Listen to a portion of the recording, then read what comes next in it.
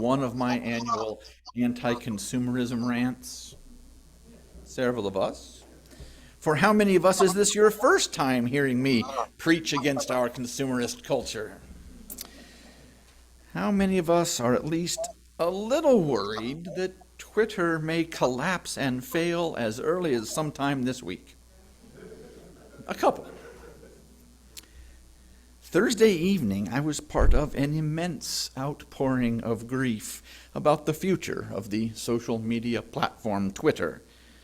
Elon Musk had already fired half the staff and was giving the rest an ultimatum. Many of them were calling his bluff and accepting a 3-month severance and walking away. It is a real possibility that some computer error will happen and there won't be an engineer around to fix it, and Twitter might crash sometime in the next few weeks or even days. Many of us have probably heard Twitter called a hellscape. And someone on Thursday said, Twitter was a hellscape, but Twitter was my hell home.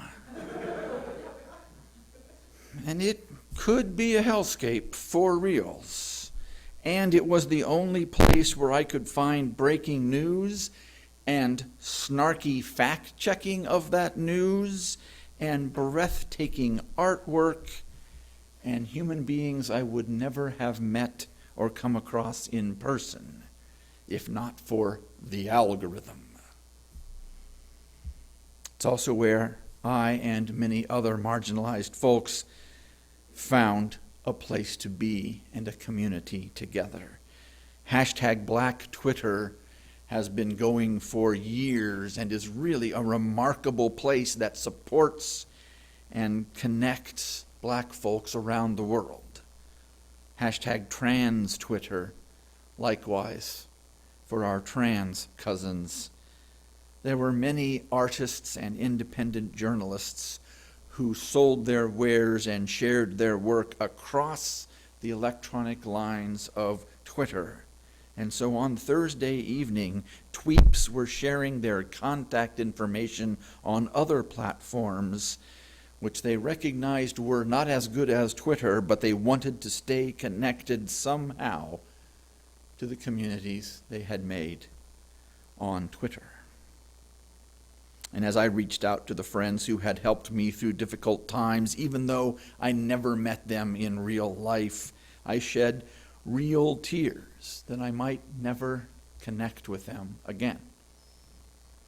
Others apparently did too and offered one last statement of appreciation for the support, encouragement, and vision of who they might be or become rather than that limited self the culture tried to force them into. And with that grief, with that somewhat uncharacteristic sharing of authentic gratitude, there was also a lot of characteristic snark about people hoping this would finally kill once and for all the idea that rich people are good at business or smarter than average just because they're rich. One of my favorites was directed at Twitter's new owner, asking, maybe inheriting a diamond mind isn't actually a skill set? This culture, from the divine right of kings down through the Protestant work ethic, consumerism, and even into white supremacy, inherent in so much of this is the idea that wealth demonstrates moral worth. In fairy tales, in movies, in commercials, in hit songs, in middle school curricula, and political sound bites, we hear it all the time. It's a miracle I only preach on anti-consumerist sermon once a year, when we receive pro-consumerist messages implicitly and explicitly hundreds of times a day. Early in my ministry, anti-consumerism rants were mostly about Buy Nothing Day, not shopping on Black Friday, and encouraging gifts of time and memories rather than material goods. I still support doing those things. And I'm trying to help raise our consciousness to notice all the ways the culture does push consumerism. I'm trying to inoculate us against the insidious messages that things are more valuable than people. I am impressed by riches. I enjoy the times when I visit friends in their fancy homes. I like being treated to expensive meals. I love playing with the cool new generation of technological toys. And the people I most respect are not necessarily the richest. They are not the most perfect. They're the ones who are working hard at being courageous and compassionate with the people around them. My sister and I still make fun of my late mother for all her cats, including the ones in the hollowed-out coolers that she fed and watered through the winter on the porch. And we're both deeply proud of her for how much of her life and her energy she devoted to her cats and her neighbors and her patients and her family. My mother was not perfect, but she attended well and faithfully to the health and well-being of the cats and humans that she came across.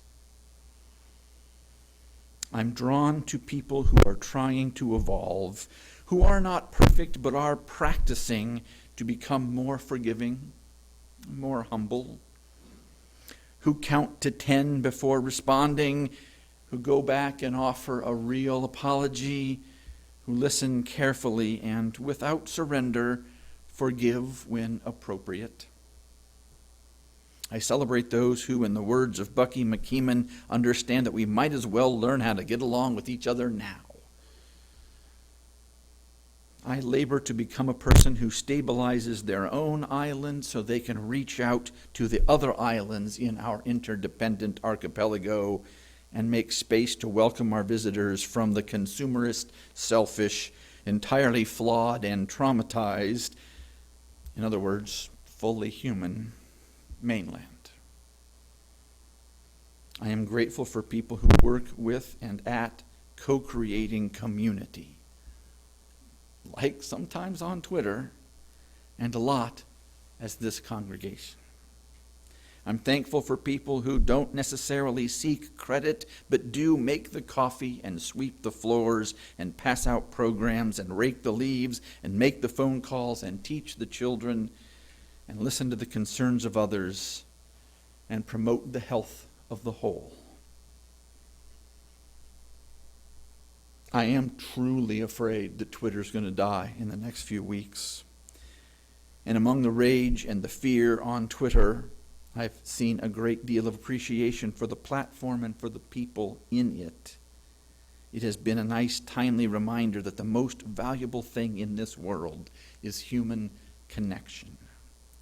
I am grateful for the friends I find on Twitter, and I'm deeply grateful for the connections, long-standing and brand new, that we make in this congregation. Welcome, friends. Thank you. Blessed be.